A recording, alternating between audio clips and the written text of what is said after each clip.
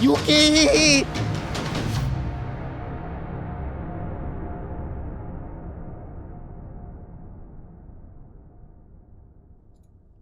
Alrighty. That's not a snap. My right hand's good. Okay. YUKI Space Ranger is a roguelike bullet hell where you control Yuki and you need to keep her alive while fighting and flying through thousands of bullets to get as far as you can before inevitably dying. This is okay though, because you come back to life, have an opportunity to upgrade your gear, and start all over again in hopes to take things further the next time. We are going to go on a deep dive to learn whether Yuki is worth it, but before we do, I want to quickly thank the developers for sending me this game. They gave me the game for free. I have no obligations to review it good or bad. Simple just communication saying, hey, you want my game? You want to review it? Yes? Okay, here it is. Honestly, guys, that's how it goes for most of... pretty much all of the games that I received to review. It's a very simple thing and there's no strings attached. I was given this game for review, okay? That's all I'm trying to say. So, as usual, if you like it, go ahead and subscribe. There's a link, it's that same button that you're used to that says subscribe. So it serves the same function here. So if you enjoy this content, click it. You'll be subscribed to more. So I would appreciate that. Like the video if you like it, but don't like it now, like it at the end. Timestamps are in the description as always, so feel free to skip around. You could skip starting right now because this part is bad. All right, so if we talk about the game, let's talk about Yuki. Yuki is a rogue-like game, and if you don't know what a rogue-like is, or a rogue... there's a rogue-like, and then there's a roguelite with a T. So a roguelite, you don't really carry over upgrades or things like that. When you die, you start from the beginning, every time from the same point. A roguelike is similar to that, but you keep some upgrades along the way. So Yuki is a roguelike. You'll keep some upgrades along the way, and but you still start from the beginning each time in the campaign version. We'll talk about different game modes later. You get upgrades along the way. Some upgrades are permanent, like I said. Some are temporary just for that level, that time that you're going through the run. And then, of course, through these levels that you're going to be pushing through, there's boss encounters every so often. So as you kind of progress through chapters, you'll get to the end of the chapter, you'll fight a boss, you'll go to the next chapter. It's a very unique and fun way to experience these types of games. I've played roguelikes and roguelites for a little while now. Another roguelike is something like Until You Fall. That's a more physically demanding game. Yuki is pretty physically demanding too, but it gives you an idea of what type of game this is. So while you're doing levels, how you upgrade things along the way, you need to collect some resources. These resources come in little blue orbs, which you see as you're fighting through the levels. They call them patrols. So as you're on patrol, you'll be killing enemies, and when you kill enemies, they drop little blue orbs that you pick up with your hands, and you'll use these orbs, this currency, to upgrade your gear once you inevitably die, like I said, and you have a time to upgrade your stuff before you get back in and go on another patrol. As far as game mechanics, really quick, Yuki is controlled with your hand. We'll talk more about this later. Where your hand goes, Yuki goes, so she follows you around. She's basically attached to your dominant hand, left or right. You could choose that in the options. We'll talk about that too. One last thing I want to talk about, I don't know why Yuki is on all caps. It's all caps. Why? Yuki! So, is that how you're supposed to say it? Maybe that's why. I definitely peaked my mic with that one. Sorry, guys. So a side note, I just want to say the gameplay will look a little bit cluttered and intense and shaky and stuff, so I'm sorry about that. I recorded this with the Quest 3. All of my gameplay was on the Quest 3 with this. It is on Steam VR as well for those PC VR players who want to play it as well. You won't get the mixed reality function, obviously, with that one, though. But as far as I'm aware, maybe you do. I'll make a note.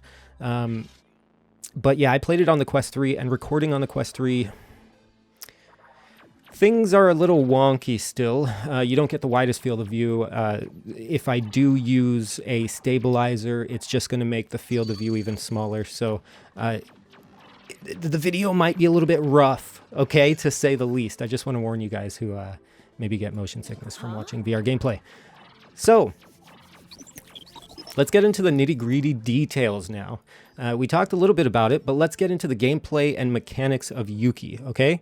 So as I said, you have one hand that you control Yuki with, and then you have another hand which controls like a little cat orb thing, which we'll talk about in a moment.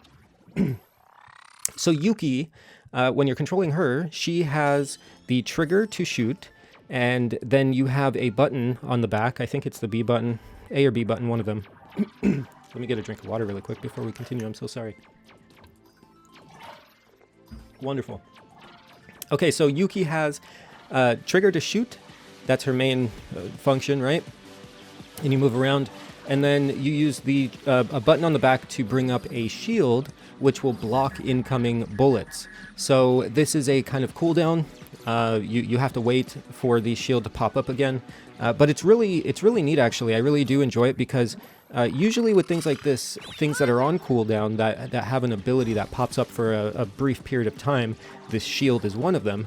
Usually they'll just boom disappear, and you know, when it's over, and then you'll wait for the cooldown. But with Yuki, I noticed there's a sound that you get. There's an audio cue to let you know when her shield is going to come down, so that you could start to prepare to be dodging the bullets again, because you won't have that shield up very soon.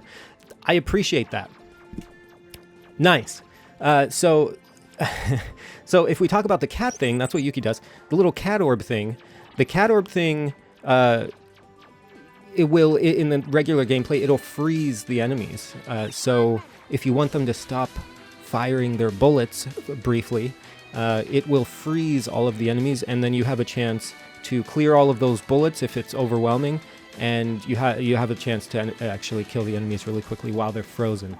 So the orb has use too, and the orb can also collect things. The orbs that drop, that is your currency, you have to move your hand to collect them. So the orb can collect them, and so can Yuki. You use your hand to physically dodge enemy fire with Yuki. So Yuki will take damage if she hits an orb, an enemy bullet. But the cat orb, your non-dominant hand, or whatever the cat orb hand is in, the cat doesn't take damage. So, cool. You don't have to worry about both hands, just one. I think trying to dodge with both hands would be incredibly difficult. So, getting hit does remove your health. You have limited health bars. They are at the bottom of Yuki. As you're, as she's in front of you, you see your health right at the bottom, kind of near her feet. Health can be replenished in the middle of a patrol with green orbs. So sometimes you'll see a green orb, a little health orb, pop up from killing an enemy, and you just collect those. You'll get back one tick or one bar of your health by collecting the orbs. She can be upgraded. So as you acquire currency, she can be upgraded and actually increase her health pool.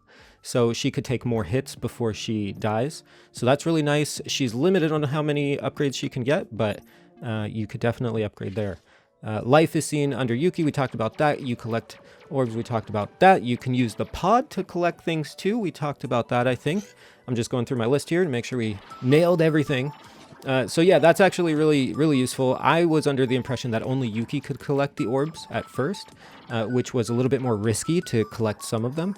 But now that I know that you could collect them with your offhand, it's really easy to collect orbs with the cat, because you don't have to worry about the bullets and what you're doing there. So you could kind of just like randomly wave your hand around with your offhand while focusing on Yuki and dodging stuff, right? There are mid-level upgrade perks in different modes. We'll talk about that a little bit later, but in the main campaign, there's also mid-upgrade kind of upgrades as well, where you'll crash into like these Pokemon ball type of things. They look like Pokemon balls. I'm going to call them those. And it's limited time. This upgrade, it's not permanent, but what it'll give you is options. So you'll get 2, 3, I don't know, maybe 4 options. I'm not sure. but I was given 2 or 3 options most of the time. And from these options, you could choose either more currency. You could choose like a chunk of currency, which I usually went for at the early levels. Trust me, go for the currency and upgrade sooner than later, because you're going to die. You're not going to get very far with these mid-level upgrades. But you could also upgrade your gun and weapons and things like this. You could upgrade your health, maybe, I don't know, different unique things anyway that kind of give you a temporary buff to make your character better during that time that you're going through the levels. But again, I usually went for the currency. Usually there's an option for more currency, and I always choose that because the permanent upgrades matter more. So if we talk about, we've been talking about bullets and getting hit and fighting enemies. There's different enemy types. So each enemy will shoot bullets in their own unique fashion. It's really neat because you start to learn how the enemies shoot their bullets, and then you start to prioritize which enemies you want to kill first, because some enemies are ruthless with how many bullets they throw out at you, and sometimes the bullet pattern is just very disruptive and not friendly for dodging anyway. So you either need to use a cooldown ability when those enemies are up, or you need to focus fire on them, get them out as soon as you can so you could, have a better experience and not die. So I think that's really cool. I won't spoil too much regarding the boss fights, but we'll talk briefly about them. This game at first had me a little bit... I was like, I don't know if I'm gonna like this. This is interesting. It's neat. I see who can like it. I see who would enjoy it.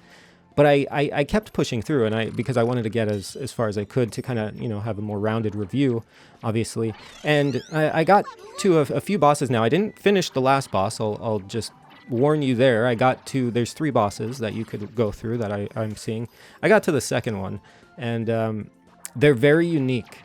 I love the boss fights. The boss mechanics are very fun, and we'll leave it at that. They're unique. They have their own thing, and you'll be surprised. I think it's not like overwhelmingly spectacular or anything, but it's enough of a unique touch to each boss, the mechanics, how you have to approach them, that it keeps things interesting, honestly. So I was surprised there, and I want to go and I want to get to the last boss now, and I will. At some point because I want to see what mechanics that boss has anyway. But I feel like I have plenty of knowledge about the game where I could give you guys a review and my honest opinion of it. I've played for more than a few hours.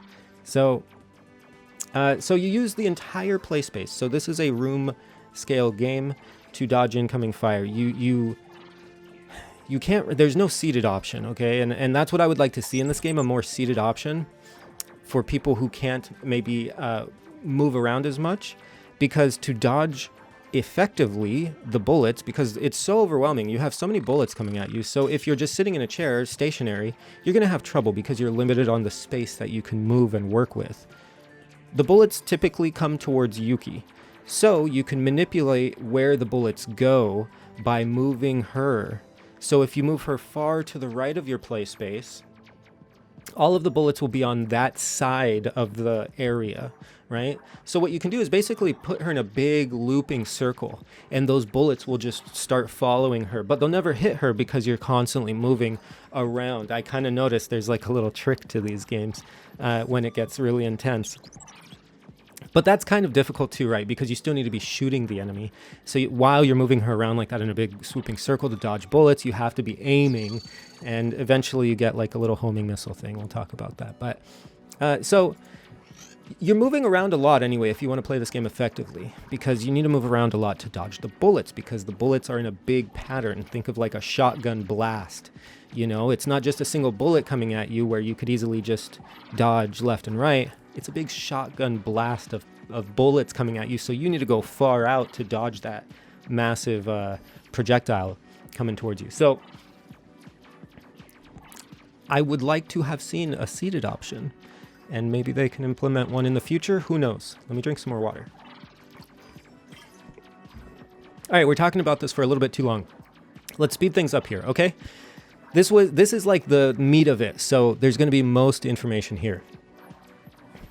There are environmental obstructions along with the enemies and enemy types that you get, so you'll be dodging with Yuki through those as well, which keeps things a little bit interesting, changes things up a bit, and honestly, it's a nice touch because if those didn't exist, it would just be bullets coming at you.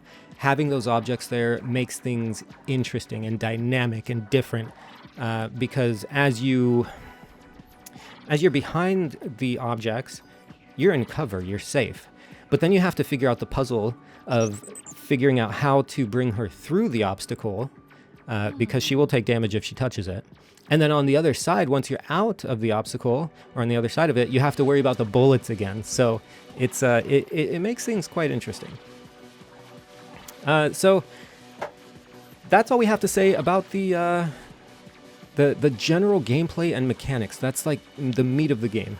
If we talked about the game modes, there's 3 different game modes. There's the patrol mode, which is your campaign. That's what I've been pretty much talking about this whole time, okay? Then there's an endless mode, which is a little bit different. So in the patrol mode, the default campaign mode, you just push through levels, you get to the last boss, that's kind of your end goal. And your upgrade saves along the way, and most of them save along the way, and you still get those upgrades mid patrol, okay? Endless mode, which is the second mode, you survive as long as possible. It's an endless mode. You probably can get an idea of what it's like if you're a gamer and you hear something like endless mode. Okay, so you do still get upgrades along the way with endless mode. They are only in the endless patrol that you're in, though. As soon as you... I can't snap today, man. As soon as you exit... as soon as you exit the patrol, all of your upgrades are back to 0, and you start again in endless mode. So that's endless mode. Then, this is the fun one for the Quest 3. This is mixed reality arcade mode. I'm unaware if it's on the Quest 2, if you could have mixed reality there, but I'll write it in the description and correct myself. But in the Quest 3, it's fantastic. You have the color pass-through. Obviously, for those who know the Quest 3 and have one, you know what pass-through is like there in mixed reality in the Quest 3. It's great, or good enough. So this mode has the same enemies, different bullet spreads, so the different bullet patterns, and they have some unique touches to it. So some of them will have little enemies will have orbs around them, which are like a shield. You have to break those with your cat orb, your offhand ability. Now, instead of freezing the enemies, it blasts a big kind of shockwave. And what the shockwave does is it does damage, it removes bullets, and it also removes the shields. It's the only way that I found to remove the shields in this mode. So the cat becomes incredibly effective.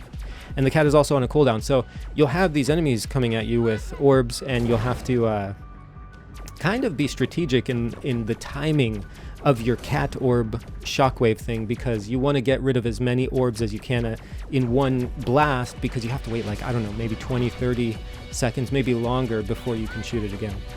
But Yuki remains the same, her health and everything, she remains the same, and there's still the health pods you could get along the way.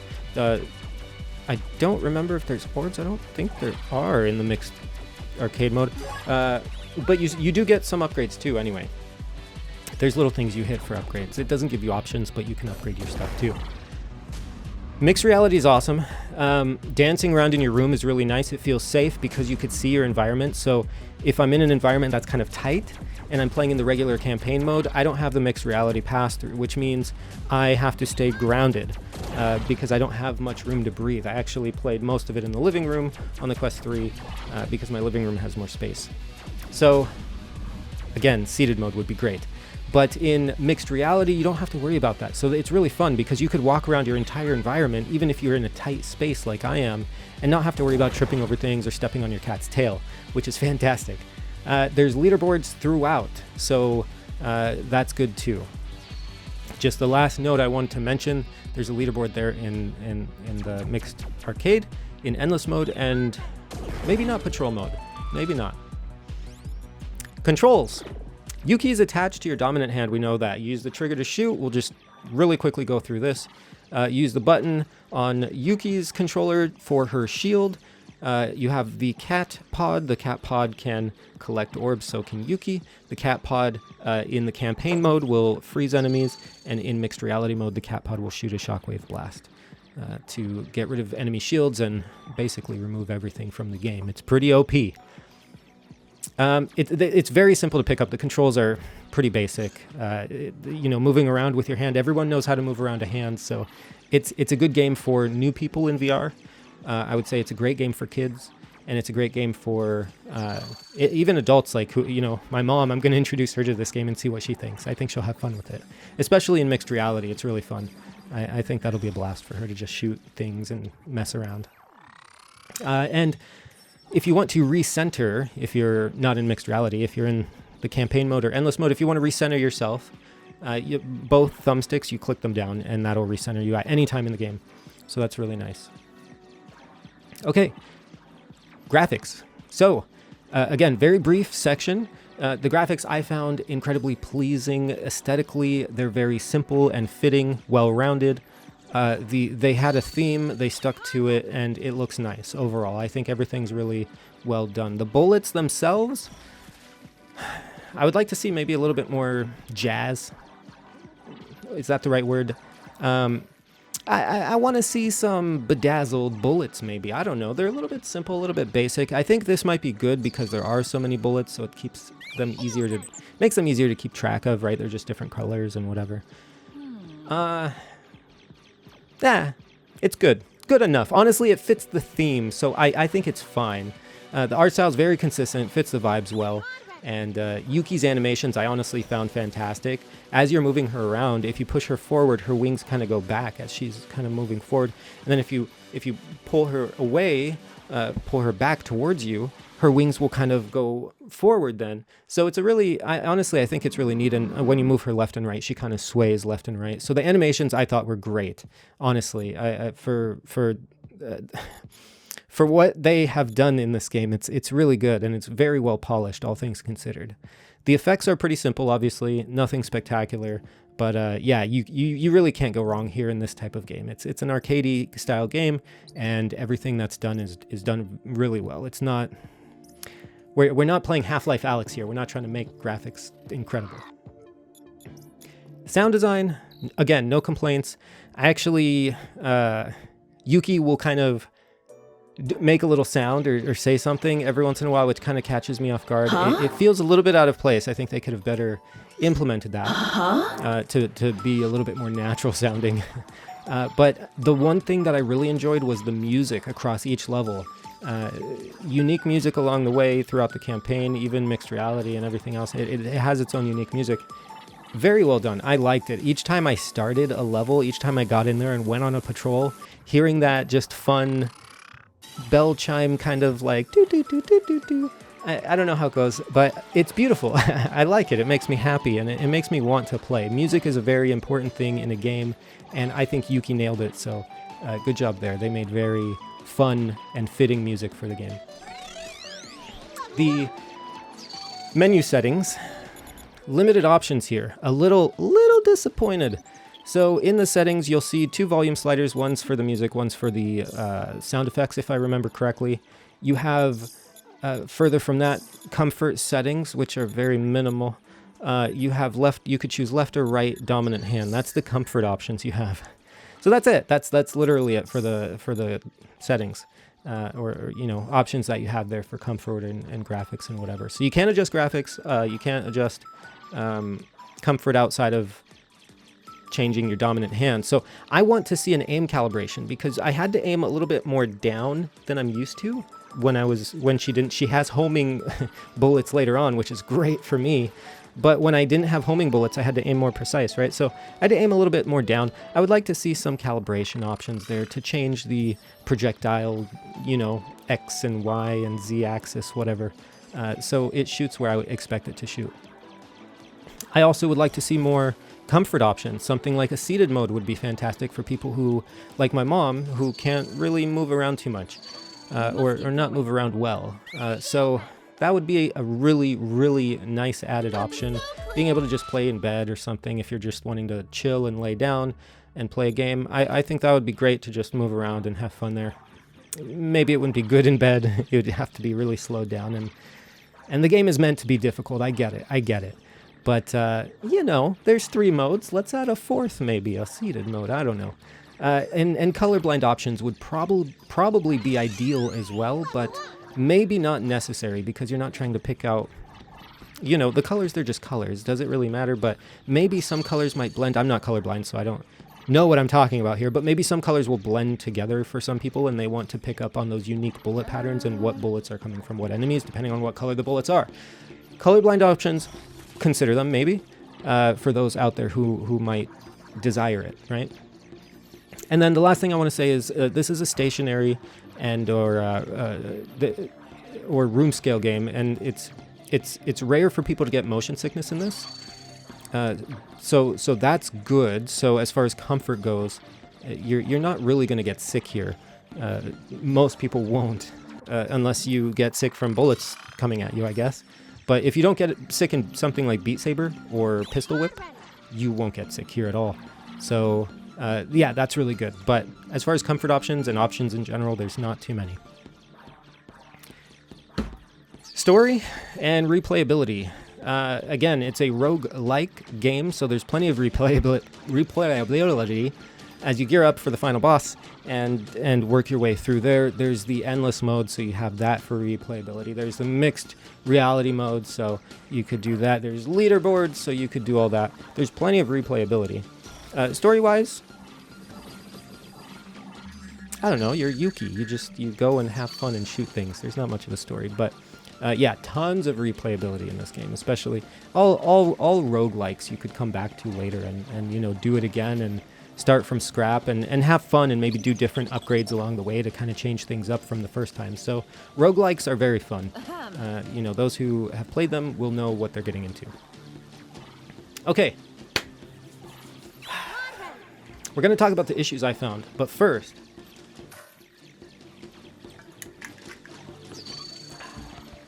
I needed a drink of water. The game crashed for me one time in my several hours that I've played. It crashed one time, and it was when I was in mixed reality arcade mode. I was recording video at the same time, and yeah, it just crashed on me, but it could be a Quest issue. I noticed the Quest 3 software isn't exactly optimized quite well yet. I've had the Quest 3 kind of just restart on me randomly, so yeah, it could be a Quest 3 issue. We already brought this up in our control section. She wasn't shooting straight for me. This was an issue because it didn't feel natural to shoot her, or to shoot with her, because she was shooting higher than I would want. So again, controller calibration options in the settings would be huge. This is something in any shooter in VR. Every shooter game should have a calibration option where you can adjust these things, because everyone holds the controllers differently. Sorry, I'm not upset. I'm just like, I'm frustrated that I'm frustrated. It's not just the developers who created Yuki. It's so many. There's so many VR games and developers who don't add these simple options, and it's like, it's a no-brainer. Like, add them, please. Everyone holds a controller different, so that means their aim is going to be different, so that means they need to compensate for that, and we can't compensate for it if we don't have options. After mixed reality arcade level ending, and this is another issue, the screen turns black and you can't see your mixed reality pass through around you, so it kind of defeats the purpose of having the mixed reality part of the mixed reality arcade, because at the end you're suddenly isolated. So if you're playing with friends or something, it's a little awkward at the end, because you'll be like, yay, haha, Yuki, woo, I see you, oh shit, there's an enemy over there, let me get it off of you, with your friends around you, right? Because you could see them in pass-through, and then Yuki dies, and then boom, blackness, and you're alone suddenly, and you're like, oh god, I can't see my friends anymore, are they laughing at me, what's happening? Just keep it mixed reality at the end, you know? Bring the leaderboard up, keep it mixed reality. I don't know why they made the screen go black there, but it goes black there anyway. The other issue, similar to that end of mixed reality area, my controller input stopped working. And this was consistent. Every time I died after mixed reality, I could not use options. So I just had to like exit the game, or, you know, I don't know. I don't really remember what I did, but I could not click anything. So there's a little bit of a bug there. I don't know if it's just isolated issue with me or if other people are having this issue either. So that's something to note. I'm sure that will be fixed. It seems like a bug, right? So yeah, hopefully they fix that sooner than later. So in the beginning of the game, when you first boot it up, you have the title screen. And what you have to do here, you're in a VR space. You have to first open the lunchbox. You have to then watch Yuki fly out, do a little flying animation. And then you can finally pick her up before waiting a moment. And then you'll see the real title screen. So I don't know why you have to go through so many steps to get through to the main title screen. It's kind of tedious, kind of annoying after the, you know, 5th, 6th, 7th time you've launched the game and you have to do the same thing and just wait and watch. Maybe it's a hidden loading screen. I don't know, but the game already loads before that. After I do that the first time, I don't want to see it again. So if the devs can do something about that, that would be great. For those who want to see it, maybe there's an option to skip. Maybe they can have an option, you know, skip or no skip. Maybe they want to see her doing the flying dance, but it's a waste of time, right? After you see it once, it's cool. It's nice. It's a great intro scene. I love it. It's a nice space to be in. Don't waste my time every time I go into the game and make me do that, though. It's silly after the first time, right? That's my opinion. Okay, we're going to talk more about my opinions. So we're going to talk more about the things that I enjoyed, things I liked, and I really did like Yuki. So thanks for bearing with me during the issues that I had with it. We're going to talk about my experience that was actually good, and I think there's a lot more that's good to Yuki than bad. There's a few issues. The issues that are there can be fixed, and I'm sure they will. But music, that's what I enjoyed about Yuki. I talked about it a little bit earlier, but the music made me actually like kind of dance around at times. It was fantastic. So great job there. When you have 100 or 1,000 bullets coming at you and you're dodging them and you're getting all crazy, you feel a rush of energy and panic, and it was really more exhilarating than I thought it would be. I thought I would just be like, yeah, you know, I'm dodging bullets. But it actually gets pretty intense. And it was a little bit more physically demanding than I thought too. Like I said earlier, you're really moving around to make use of your space so that you have, you know, the more space you have to work with, the more area the bullets can go. And the more area the bullets can go, the more area the bullets are not, which means you have more space, safe space. So it's good to move around in your play space a lot to make use of it. So that's really good. Getting upgrades, I really enjoyed. They helped me make me feel stronger and more powerful as I pushed through the levels. So in some roguelikes that I've played, the upgrades are there, but they're not good enough. So you have to upgrade one thing like 6 times before it starts to feel useful, and it really delays the game progression. So with Yuki, I felt the game progression was good and the upgrades you got were meaningful. So that's really important, I think, in a roguelike, and that was there. So yeah, I really enjoyed that aspect of it. Upgrades were fantastic, and I'd like to see more upgrades, more unique types of upgrades, but maybe Yuki too, I don't know. Levels were very unique. They had their own theme, their own music, their own enemies, their own style, their own objects coming at you, their own artwork, their own lighting.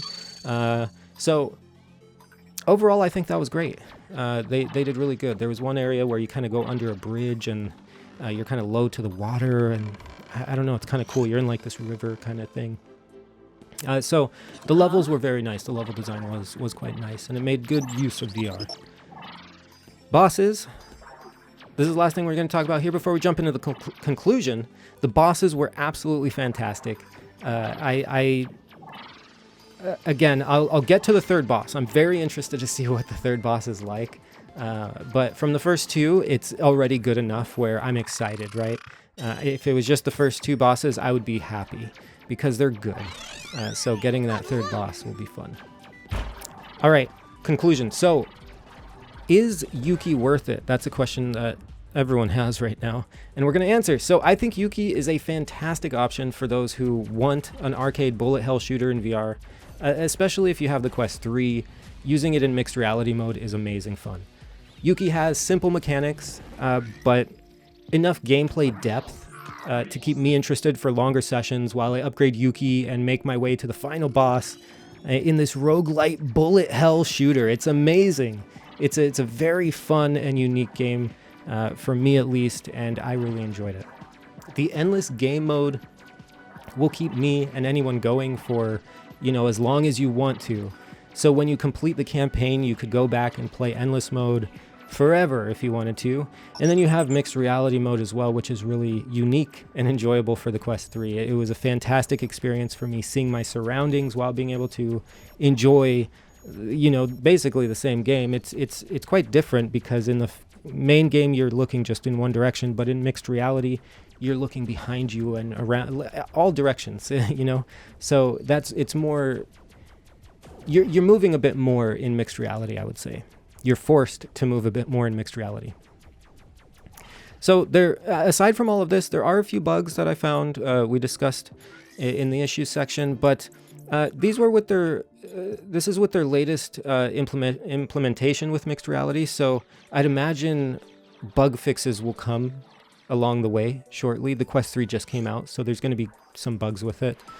So I'm sure they'll blast those out of there, and we'll have a much better experience soon. So I really enjoyed Yuki Space Ranger, and I will definitely recommend it to you guys if you want it. I think it's, I had a lot of fun. I think there's enough gameplay in there hour-wise. I mean, I've played for, I think I've probably put like 5 hours in it now, actually, I'm thinking. And I haven't beaten the campaign. I did very limited endless mode stuff. I think I went through that like 2 times.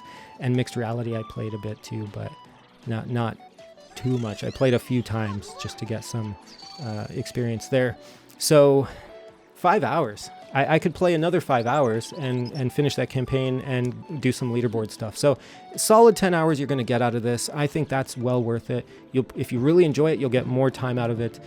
But yeah, let me know what you think in the comments. I would love to know your thoughts on Yuki. This has been a crazy long video. I don't even know if this is going to be the one I upload because it's so long. I need to really cut down on my time. If you like it, as always, there's a button for that. If you would like to subscribe, I think there's a button for that too. And I review every game. I review every game I play. So stay tuned if you want to see more. And if you don't, then don't. So, okay, thanks. Take care, guys. Bye.